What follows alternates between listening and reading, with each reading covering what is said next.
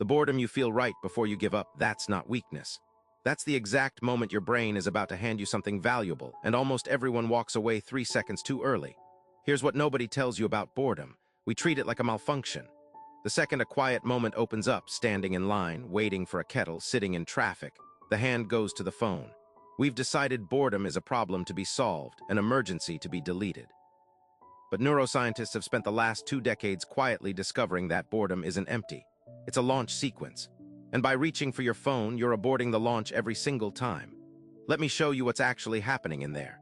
When you stop feeding your brain external stimulation, no scrolling, no music, no input, your brain doesn't power down. It switches networks. It activates something called the default mode network. For years, scientists assumed this was just idle background noise, the screensaver of the mind. They were wrong.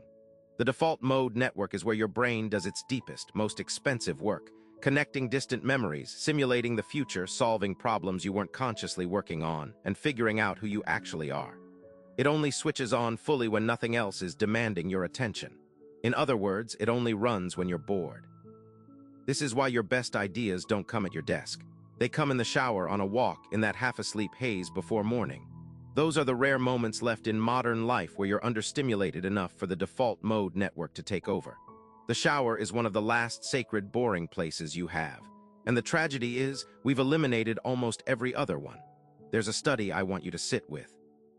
Researchers gave people boring tasks, genuinely tedious stuff, like copying numbers out of a phone book, and then measured their creativity afterward. The bored group consistently outperformed everyone else on creative problem-solving. The boredom didn't dull them. It primed them. Their minds, starved of input, went hunting for stimulation internally, and that hunt is exactly what creativity is. Boredom is your brain getting restless enough to make something new. Now here's where it gets uncomfortable. The smartphone didn't just give us entertainment. It removed our ability to be bored at all. And in doing so, it quietly amputated the default mode network from daily life. We used to have dozens of micro-windows every day: the elevator, the waiting room, the walk to the car, tiny pockets where the mind wandered and stitched ideas together without us noticing. Those windows are gone. We filled every one of them with input.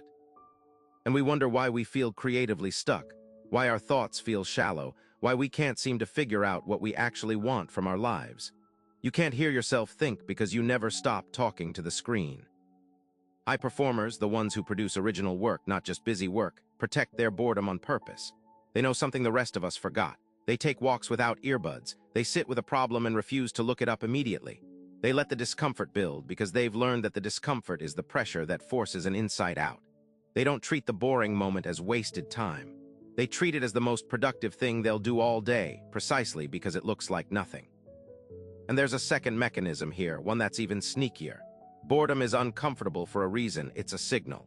It's your brain telling you that your current activity isn't meaningful enough, that you should redirect towards something that matters more. Boredom is a compass. But when you numb it instantly with a screen, you never get to read the compass.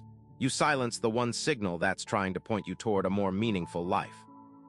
People who are chronically overstimulated often report feeling lost, directionless, and it's not a coincidence. They've muted the internal voice that tells them what's worth doing. So here's the part that flips everything. The goal isn't to endure boredom, it's to court it, to deliberately build empty space back into your day. Try this. Take a walk with no phone, no podcast, no goal. Wash the dishes in silence. Sit in the car for 2 minutes before you go inside and just let your mind drift. It will feel pointless. It will feel almost painful at first because your brain has been trained to expect a hit of stimulation every few seconds. Push through it. Because on the other side of that discomfort is the most valuable cognitive real estate you own, the place where ideas connect, where problems dissolve, where you finally remember what you were trying to figure out. The most stimulated generation in human history is also the most anxious, the most distracted, and the least sure of what it wants. Maybe those aren't separate problems. Maybe they're the same problem wearing a different face. We optimized away the silence, and we lost the conversation with ourselves that only happens inside it. So the real question isn't whether you can handle being bored. It's this: if your best thinking only happens in the empty spaces, and you've spent years deleting every empty space you had, how many ideas have already come knocking, found you scrolling, and quietly walked away?